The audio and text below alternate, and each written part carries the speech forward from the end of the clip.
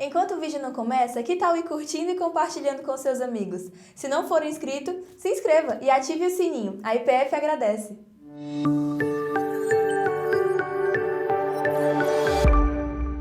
Isaías capítulo 9, do verso 1 ao verso 4. Sentados, vamos proceder com a leitura do texto bíblico. Mas para a terra que estava aflita, não continuará a escuridão. Deus, nos primeiros tempos, tornou desprezível a terra de Zebulon e a terra de Náftali, mas nos últimos tempos tornará glorioso o caminho do mar, além do Jordão, Galiléia dos gentios. O povo que andava em trevas viu grande luz, e aos que viviam na região da sombra da morte, resplandeceu-lhes a luz. Tu, porém, tu, Senhor, tens multiplicado este povo e aumentastes a sua alegria. Eles se alegram diante de ti, como se alegram no tempo da colheita e como exultam quando repartem os despojos. Porque tu quebrastes o jugo que pesava sobre eles, a vara que lhes feria os ombros e o cetro do seu opressor, como no dia da vitória sobre os midianitas. Amém? Curve sua cabeça, irmãos. Vamos fazer uma breve oração. Senhor, graças te damos, ó Deus, por todos os teus benefícios em nossas vidas. Não há no céu nem na terra Deus como o Senhor. Só tu és rei, Senhor, e reinas com teu cetro de justiça. Ó Senhor, fala-nos aos corações, fala-nos porque precisamos ouvir a tua voz. Obrigado, Deus, pela tão maravilhosa oportunidade de pregar o teu evangelho, de falar ao teu povo palavras que não são minhas, mas tuas. Em nome de Jesus Cristo. Amém. Amém? Esse é o primeiro domingo do Advento, que fala sobre o Natal. Advento é uma estação que é formada por 4 domingos até o dia de Natal. E durante esses dias que se seguem, nós queremos estar falando sobre Natal, sobre nascimento, mas, acima de tudo, sobre o bendito Filho de Deus, a saber, Jesus Cristo de Nazaré. Talvez a frase que mais eu e você temos escutado a partir dos últimos dias de novembro, iniciando dezembro, é aquela frase daquela cantora, então é Natal. Você sai aqui no centro da cidade, está lá a música, né? Então é Natal. Aquilo enche o saco. Desde menino que eu escuto esse negócio. Mas essa música, ela traz consigo essa questão de que o comércio se preparou para receber essa data. Essa música, ela dá um start para o comércio da compra, do dar e receber, das roupas. Quando eu era menino, eu esperava Natal para receber roupa nova. Eu não sei você, mas lá em casa era assim. Só tinha roupa nova em 2 ocasiões, quando eu fazia aniversário e quando era Natal. E olhe lá, mas o sentido, o sentimento do Natal entre as pessoas, entre os moradores da nossa cidade, ele é um sentimento falacioso, é um sentimento falso, é um sentimento que envolve muito mais o sistema capitalista do que qualquer outra coisa. Não há, de fato, um entendimento claro do que seja um Natal.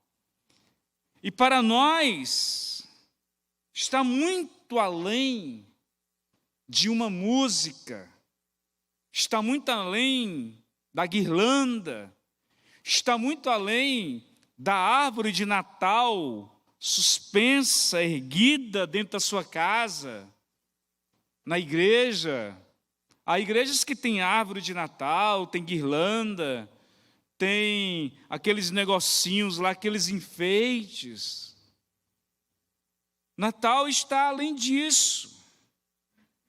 O Natal nos fala sobre a maior história de amor que este mundo já ouviu.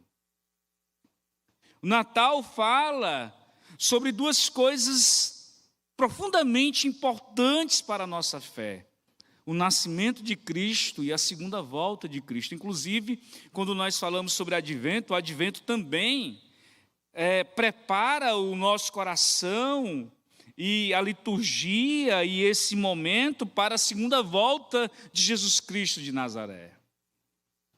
Natal envolve muito mais do que qualquer outra coisa que nós possamos imaginar. Para nós não importa se a data é 24 de dezembro, para nós não importa se foi em março, para nós não importa essa questão, mas para nós o importante é entender que Jesus Cristo nasceu, Deus se fez carne e habitou no meio de nós. Deus se fez carne e habitou no meio de nós. Meus amados irmãos, nós estamos diante de um texto bíblico que nos dá exatamente o anúncio de algo que viria. Na realidade, Isaías não está falando de nada novo, ele está falando acerca de uma promessa que foi dada lá em Gênesis, quando o homem pecou. Quando ele perde a capacidade de ter um relacionamento com Deus, porque ele pecou. E porque ele pecou, ele se distanciou de Deus. Paulo, escrevendo aos Romanos, diz exatamente isso, porque todos pecaram e carecem da glória de Deus. Todos. A partir do Éden, por causa do pecado, tudo foi afetado. Tudo. A estrutura do homem foi afetada, a estrutura do planeta foi afetada, a galáxia foi afetada, tudo por causa do pecado. E é interessante que esses versos, eles refletem bem o sentimento de um povo que estava em trevas. Eu queria que você voltasse os seus olhos para o verso 22 do capítulo 8. É só olhar para o 9 e olhar um pouquinho para cima que você vê aí o verso 22. Olharão para a terra, e eis aí angústia, escuridão e sombras de ansiedade, e serão lançados em densas trevas. O versículo 1, ele é o complemento do encerramento do capítulo 8 de Isaías. Porque ele fala sobre promessa. Nós olhamos para o verso 22, eu não sei você, mas isso causa em meu coração, no meu ser, no meu entendimento, nos meus sentimentos, algo profundo. Porque o que Isaías está falando aqui é muito sério, é muito profundo. O povo estava em sombras de ansiedade. As pessoas estavam sem qualquer tipo de vislumbre acerca da sua salvação. Eles olham e só tem angústia. Eles olham e só tem escuridão. Eles andam e só tem sombras, densas sombras. Parece que não há, Tiago, esperança. Parece que não há salvação. Calvino diz que depois desse momento em que Isaías revela essa angústia, essa dor, esse cansaço, essa ansiedade, o profeta Isaías faz questão de levar a esse povo uma esperança de salvação da qual eles não tinham. Ele ainda continua dizendo, Calvino, que ao falar o verso 1, acerca do verso 22, ele está chamando essas pessoas para aguardar na esperança e no favor de Deus. Meus amados irmãos, é certo que Isaías está profetizando a vinda de nosso Senhor e Salvador Jesus Cristo. Isaías é exatamente esse profeta. Alguns chamam, inclusive, o livro de Isaías de o Evangelho do Antigo Testamento. Porque em quase todos os capítulos há o anúncio, a promessa da vinda de um Salvador. E ele começa exatamente assim,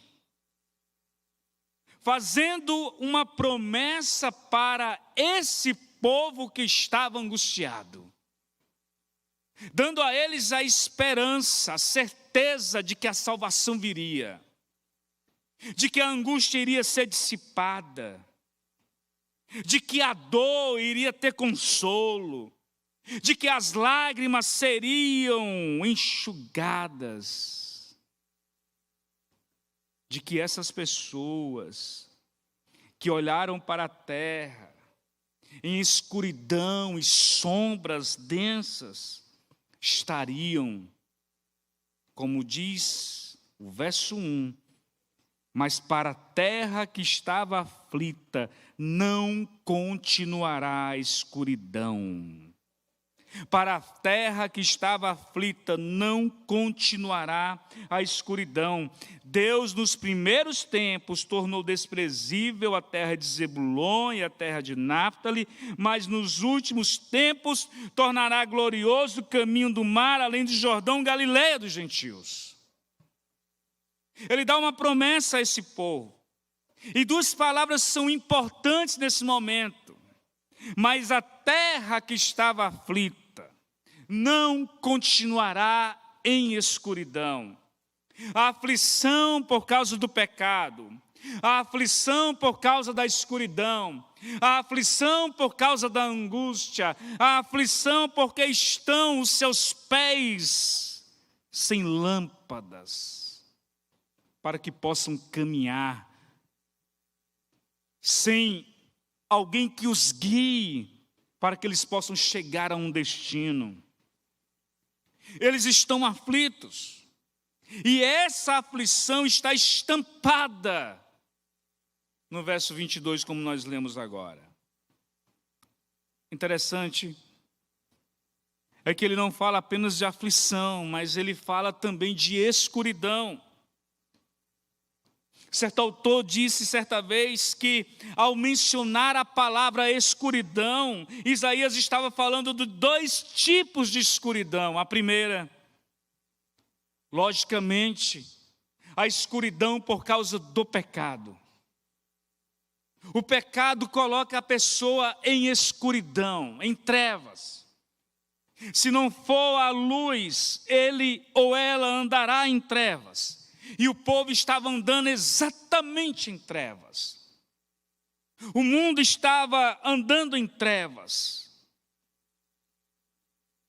E ele diz que não somente isso, mas também, presbítero Ebenezer, a escuridão tem tudo a ver com ignorância acerca das promessas de nosso Deus ao seu povo. Ao final do versículo 1, de uma promessa que é dada ao seu povo. Ele fala sobre alguns distritos que foram conquistados pelos assírios.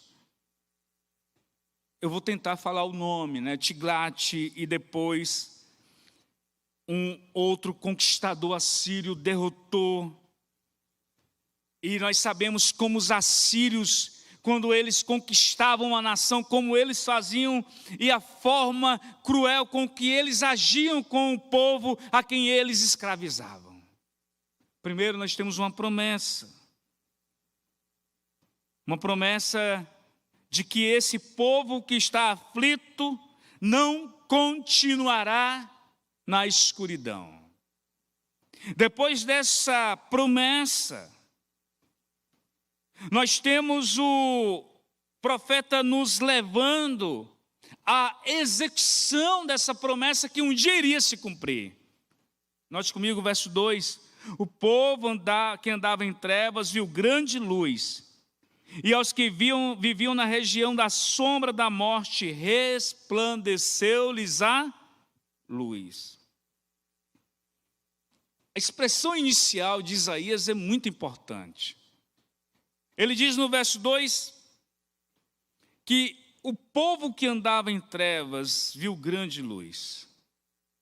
A expressão grande luz dá um entendimento de que a escuridão a qual eles viviam era uma escuridão assustadora. Uma escuridão que causava terror, presbítero Eli. E há uma promessa de que essas pessoas iriam agora ver uma grande luz. Uma luz que iria raiar. Uma luz que iria tirá-los da escuridão do pecado e da ignorância acerca das promessas de Deus. Uma luz que iria raiar, que iria brilhar. E uma vez brilhando, o coração do homem seria profundamente afetado com essa luz. Porque a luz é vida, porque a luz traz o entendimento de que o homem deve andar em claridade, porque na claridade ele não tropeça. Porque na claridade as coisas, elas acontecem de forma nítida. Isaías está dizendo, esse povo viu uma grande luz. Essa promessa, ela se cumpre lá em Mateus capítulo 4, verso 13 ao 16. Quando Jesus Cristo começa a pregar e vence o Filho de Deus, a luz que raiou no coração do homem. Primeiro nós temos uma promessa, depois Isaías nos leva à execução dessa promessa, de como ela iria se cumprir. E não somente isso, ele continua nos dizendo que não somente o povo viu grande luz, como ela ia se concretizar, mas os efeitos dessa luz na vida do homem. Olha que coisa interessante, acompanhe comigo o verso 3 e o 4. Porque tu quebrastes, verso 3, perdão. Tu, Senhor, tens multiplicado este povo e aumentastes a sua alegria. Eles se alegram diante de ti, como se alegram no tempo da colheita, como exultam quando repartem os despojos, porque tu quebrastes o jugo que pesava sobre eles, a vara que lhes feria os ombros e o cetro do seu opressor, como no dia da vitória sobre os midianitas. Ele dá uma promessa, ele fala como ela vai se concretizar, e ele fala os efeitos dessa luz que vai brilhar no coração dos homens. Ele fala sobre libertação. Libertação da escuridão do pecado, libertação da ignorância religiosa, libertação dos seus opressores, libertação das densas trevas, libertação é o que Deus dá a esse povo que viu grande luz raiar. Meus amados irmãos, Tendo dito esses três pontos de forma até rápida, eu queria trazer algumas aplicações para que tanto você quanto as pessoas que estão em casa possam guardar em seu coração o real sentido do Natal. Há um louvor que eu gosto muito. Se eu tenho raiva daquele louvor, então é Natal. Há um louvor que eu gosto demais. Louvor não, é uma música, perdão. Então é Natal, não é um louvor, é uma música, perdão. Eu sei o sentido do Natal. Tem um louvor assim. Eu sei o sentido do Natal. Não vou cantar não, senão vocês vão embora. Né? Eu já chorei escutando esse hino porque eu vislumbrei coisas assim de forma transcendente. Sabe, o Filho de Deus vindo à terra, Deus se encarnando no meio do seu povo, sabe? Nesse vislumbre, nesse momento de meditação, Flávio, não cabia Papai Noel, não cabia a Mamãe Noel. Papai Noel agora está sabido. Para sentar no colo dele, você tem que fazer um pix. Na minha época era de graça, agora você tem que fazer um pix, né? Levei meus filhos outro dia no shopping agora, ontem. Aí estava lá, né? Faça um pix de R$10 para tirar foto com o Papai Noel. Já pensou? Nesse vislumbre não cabe nada disso. Porque o sentido do Natal não é nada dessas coisas. O sentido do Natal, ele começa exatamente com o cumprimento de uma promessa. Uma promessa que foi feita para mim, para você e para o povo que estava em trevas. Por isso que esse tempo de Natal, embora o capitalismo seja selvagem, embora as transações econômicas em nome de um espírito natalino seja forte, nada disso importa. Porque não existe espírito natalino, não existe nada dessas coisas, existe uma promessa de que o Filho de Deus viria e aqueles que estavam aflitos em densas trevas não iriam permanecer assim.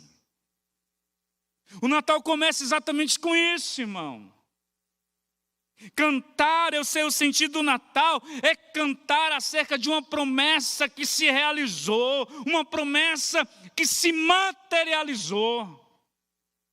Que coisa maravilhosa quando eu olho para o Evangelho de Jesus narrado por João, e eu queria convidar você a abrir a sua Bíblia comigo lá no irmão João, capítulo 1.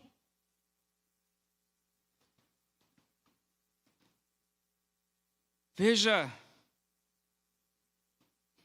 versículo 4 e versículo 5 e versículo 6.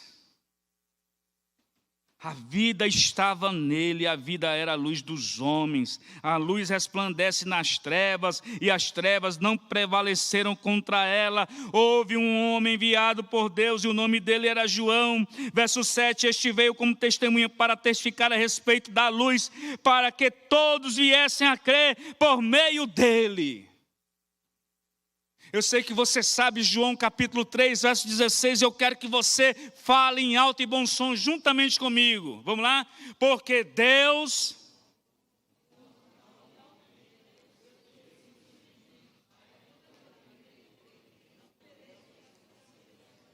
Oh, glória a Deus.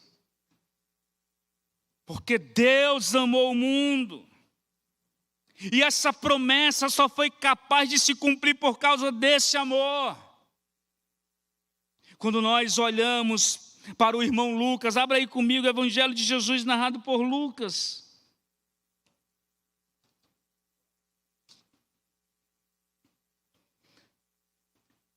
Quando Deus fala com Maria, quando Maria visita Isabel,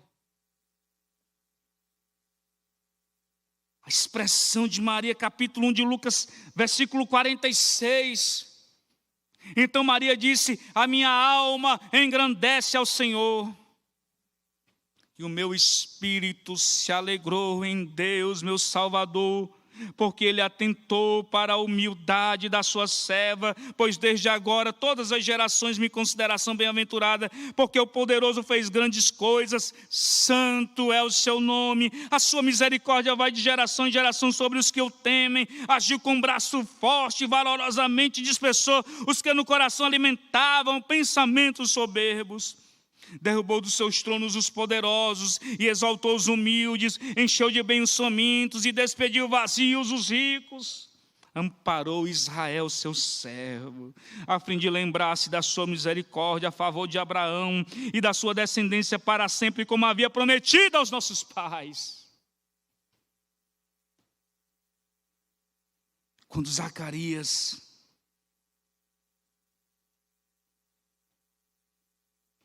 quando Jesus nasce, quando Simeão, lá no capítulo 2, verso 19, diz assim: agora, Senhor, pode despedir em paz o teu servo segundo a tua palavra, porque os meus olhos já viram a tua salvação, ao qual preparaste diante dos teus povos, luz para a revelação dos gentios e para a glória do povo de Israel. Eu sei o sentido do Natal, é uma promessa que se realizou, se concretizou, se materializou. O sentido do Natal não é o bom velhinho dançando, o sentido do Natal não é aquela falsa unidade. Interessante é que nesses tempos, Larissa, as famílias ficam melhores umas com as outras. Tem o jantar de Natal das famílias. É bom, eu gosto. Esse ano eu não sei como é que eu vou fazer, que amanhã eu entro de dieta. Você faz dieta logo em dezembro, é brincadeira, né? Todo mundo fica bonzinho, né? Presente de lá, presente de cá, amigo doce de um lado, né? Aqueles presentes de lá para cá, confraternizações. Mas o sentido do Natal é o Filho de Deus, Jesus Cristo de Nazaré. A promessa dada, a promessa que chegou, andando no meio do povo. Por isso que o sentido do Natal, além de ser a promessa cumprida, também é luz. Esse é um tempo de luzes, e a cidade fica bonita mesmo. Tem uns negócios aqui na Praça do Ferreira, né? Aqueles grupos cantando, aquelas árvores bonitas. Você vai ali naquela praça perto, acho que é Praça do Povo, eu não sei, né? Praça da Imprensa, muito obrigado, irmã. Né? Fica tudo muito bonito, aquela coisa linda. Você tira foto, você coloca pisca-pisca em casa. Natal é luz. Tim Keller escreveu um livro bem interessante sobre o Natal. Desafio você a ler, porque é muito, muito, muito gostoso de ler. E ele fala exatamente isso, que faz todo sentido as luzes nesse tempo, porque o Natal, de fato, é a luz que raiou em meio às trevas. Os nossos corações estavam assim, irmãos, em trevas, pecando, servindo a Satanás, servindo ao diabo, servindo à carne, aos pensamentos. Éramos por natureza, como disse Paulo, escrevendo aos Efésios, filhos da ira. Todos nós outrora andávamos assim, mas a luz raiou e glória a Deus por isso. Um dia o evangelho foi pregado e essa luz dissipou todas as trevas que havia em meu coração, em seu coração, em minha vida, em nossa vida. E essa luz que raiou, que dissipou todas as trevas, ela agora tem nos guiado, tem nos sustentado, tem firmado os nossos pés sobre uma rocha.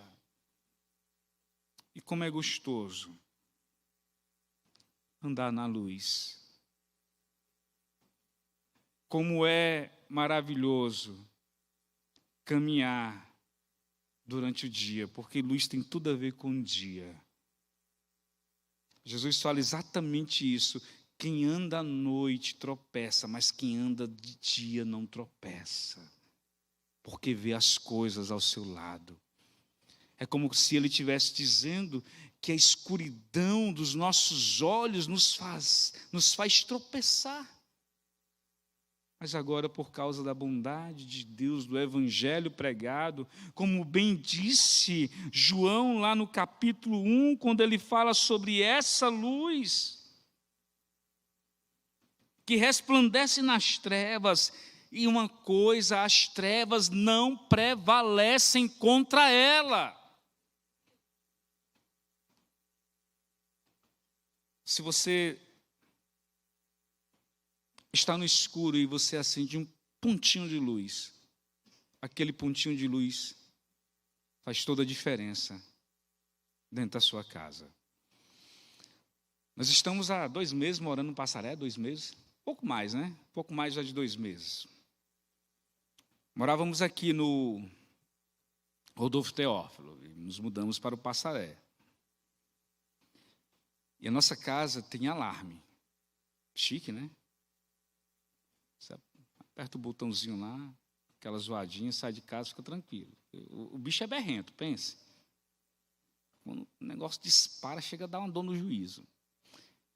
Um belo dia, acho que com as 2 horas da manhã,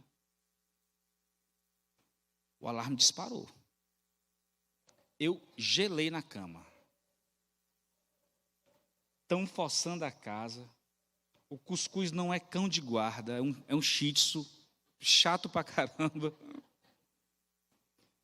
Vão entrar dentro de casa. E aí eu saí igual aqueles caras do exército no chão. No escuro, não via nada, um pau diante de mim. E aí cheguei na cozinha e fui tentando me escorar na parede para o cara não me ver. E aí a luzinha estava piscando. O suficiente para me ajudar a encontrar o controle. Aí eu apertei, armei o alarme. Voltei, ele disparou, eles estão arrombando a porta. Era apenas falta de energia, oscilação. Eu liguei para tudo que foi polícia no dia. Liguei para vigilante, acordei meu cunhado. Vigilante foi lá na frente, era queda de energia. Mas diante do breu, uma luzinha foi o suficiente para me guiar. Nossos corações estavam em trevas. E a luz do Evangelho é tão poderosa que as trevas não conseguem contê-la. E o nosso coração está assim. Sabe o que é mais bonito nisso tudo? É que vez ou outra a gente peca, a gente cai, mas a luz do Evangelho que brilhou, que raiou, ela não se apaga porque ela não é minha, não é sua, é do Evangelho, é de Cristo, é do Espírito Santo. O sentido do Natal, primeiro, é uma promessa que se cumpre. Segundo, é luz. Luz que dissipa todas as trevas.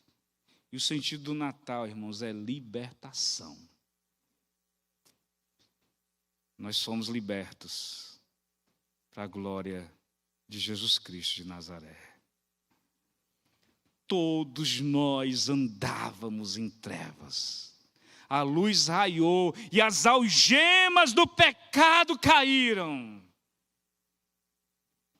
Aquilo que nos escravizava foi embora, ele foi derrotado, ele não tem mais poder sobre as nossas vidas, porque nós fomos libertos.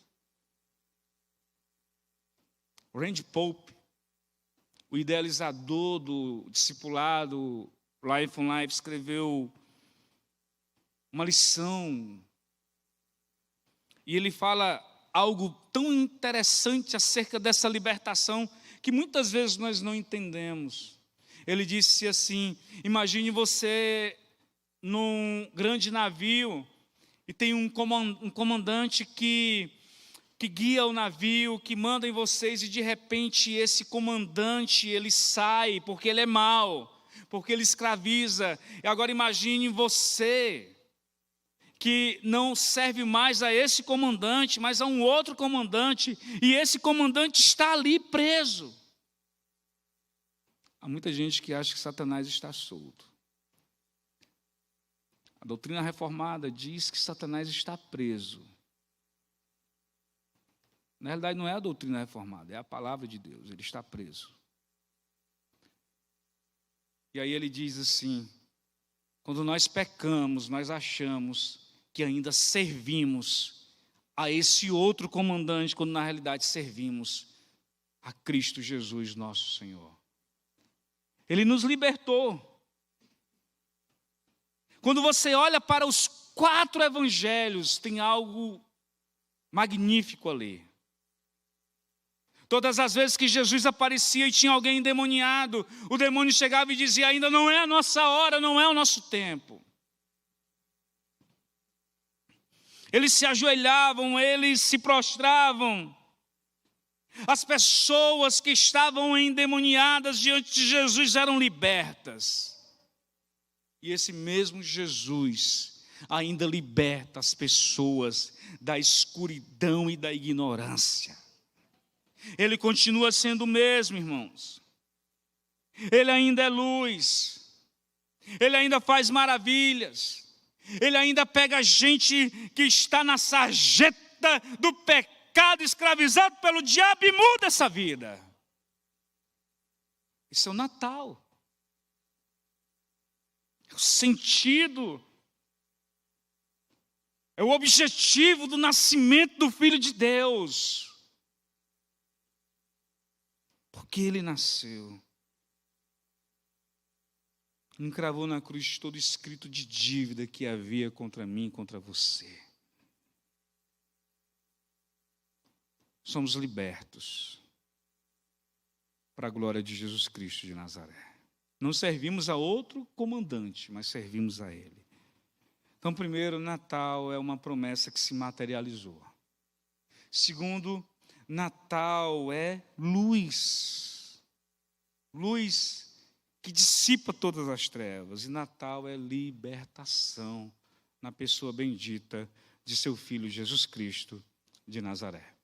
Amém? Para mais informações e novidades, siga as nossas redes sociais e fique por dentro de tudo.